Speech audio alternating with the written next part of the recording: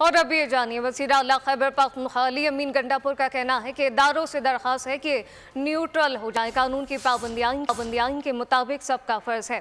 हमने कभी इक़्तिदार की सियासत नहीं की। एपेक्स कमेटी में सबकी मौजूदगी में फ़ैसले हुए। सूबे में अमन अमान पहली तरजीह है।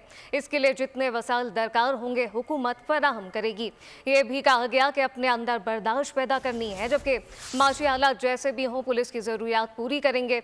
दहशत गर्दी के बावजूद पुलिस बेहतरीन काम कर रही है। खिताब के दौरान वज़ीर आला ने वाज़ेह किया कि ट्रैफिक पुलिस वालों को भी नया मशवरा दिया कि कहा गया कि ट्रैफिक पुलिस वाले गरीब का चालान मत करें, बड़ी गाड़ी रखने वालों का ज़्यादा चालान होना चाहिए। कभी भी इक़्तिदार के लिए सियासत नहीं की।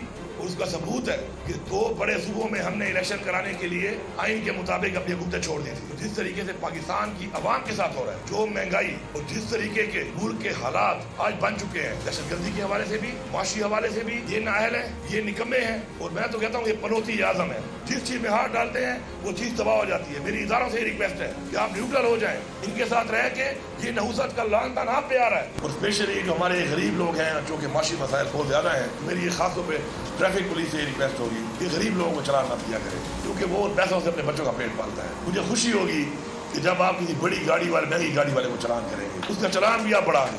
अजी साहब जितना बढ़ाते हैं आप बढ़ा दें, उनके चलान आप बढ़ाएं। बल्कि मैं तो कहता हूँ एक पॉलिसी बनाएं कि गाड़ी की कीमत और उसके मॉडल के हिसाब से चलान होना चाहिए।